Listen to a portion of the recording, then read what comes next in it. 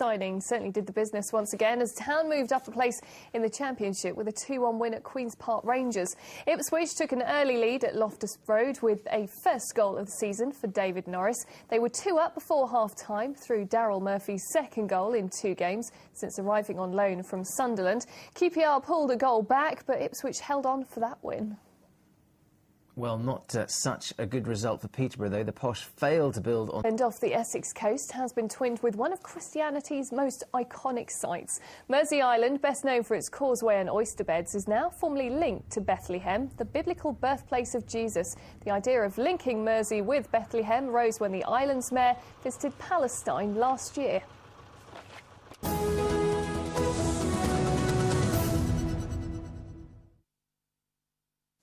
Well, if you thought you'd seen the back of the snow, I'm afraid not. Well, at least for some of us today. That's true, isn't it? We've got a new sport for you. Whenever it snows, we chuck Amanda outside. Amanda... Yes, you are mean to me, dumping me out here again, aren't you? Well, yes, it's very cold out here at the moment. It's absolutely freezing. And just a moment ago, we did have one of those snow flurries, which is what we've been seeing all day, but dry at the moment, as you can see. Now, the Met Office, though, are concerned for the next 12 hours. We've got a weather warning in place for Norfolk, Suffolk and Essex. We are expecting some heavy snow showers during tonight. Could be 2 to 5 centimetres, which could lead to some widespread ice on untreated roads and surfaces. So, could be a little bit tricky during rush hour tomorrow.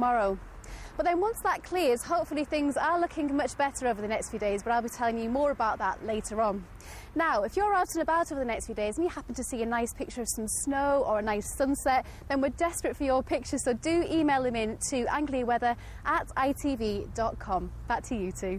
Brilliant. Amanda, thank you very much for that. Look forward to hearing more later in the programme. Now, this week is the 70th anniversary of the introduction of rationing in 1940. Well, since then, our diets have changed beyond all recognition, with obesity at record levels. And now a survey carried out in Cambridge suggests that we're still not eating as healthily as we should. So would we be healthier if we return to the rationing of the Second World War? Well, Emma Baker's been finding out for us.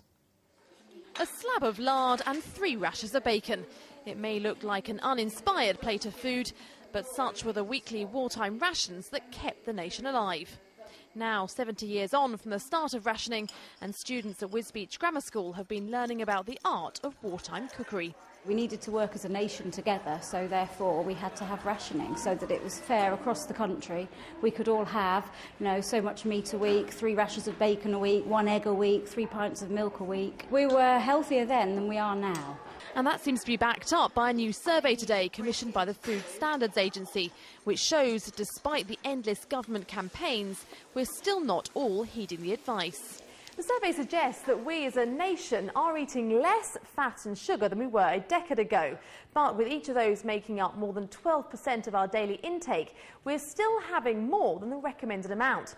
On the plus side, the 5 portions of fruit and veg a day message is slowly getting through. The average person eats 4.4 portions a day. But we're still not having enough fibre, iron or omega-3 fatty acids. The research was partly carried out by a Cambridge-based company which studied the food diaries of 1,000 people over the last year. But while the findings show we still need to do better, the experts insist we have made some progress, albeit slow.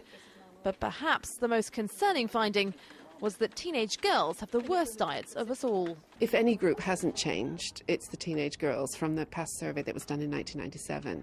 So their results, they're not worse, but they're pretty much almost exactly the same as they were in 1997. Don't know why that is. We've seen the younger children change, so we don't know if those younger children would carry on in the next few years to eat a healthier diet. Maybe it tells us we have to focus more on teenagers and really get those messages across to them. So what do these 11 and 12-year-olds think about healthy eating today? I could be healthier. My dad's kind of obsessed with healthy eating, so I have to follow on from him. I don't really eat my 5 a day every day, but most days I do. 70 years on from rationing, and we may now have food aplenty, but it seems the battle of temptation goes on. Emma Baker, Anglia News, Wisbech in Cambridgeshire. I still struggle with my 5. I was going to say, it makes you feel hungry, though, seeing all that. Healthy, aren't well, you? I try.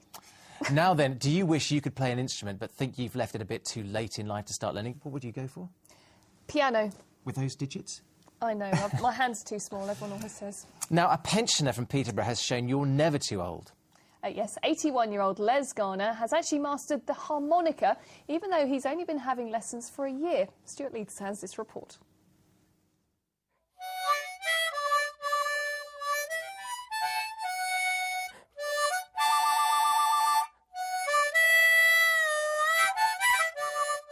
Hearing 81-year-old Les Garner on the harmonica, you'd think he'd spent his life playing gigs with bands in smoky bars.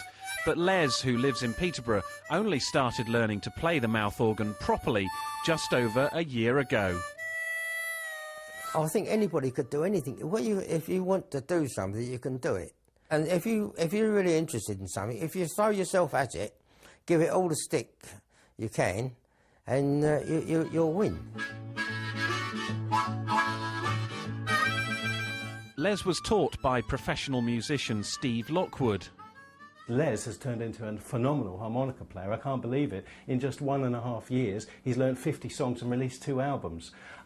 It just goes to show that you can it doesn't matter what age you are, you can always learn a musical instrument.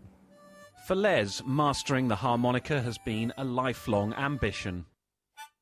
I felt that I've really achieved something in life now. I mean, I was a bricklayer, but if I took you out now and showed you a few of the things that I built, you'd say, oh yeah, you'd be really interested, I know. But if I played something to you, you'd say, oh.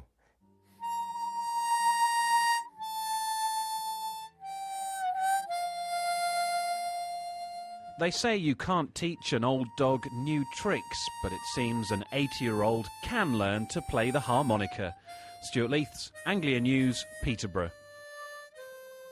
Inspiring stuff there. Doing well really done, well, Les, isn't it? he? Yeah, you hum it, we'll play it and we'll sing it, shall we? I was going to say, you inspired now? Well, he puts my recorder playing to shame, I'm afraid, when I was younger. Terrible. Not as good as your karaoke singing, though. Oh, yes. Get me started on that.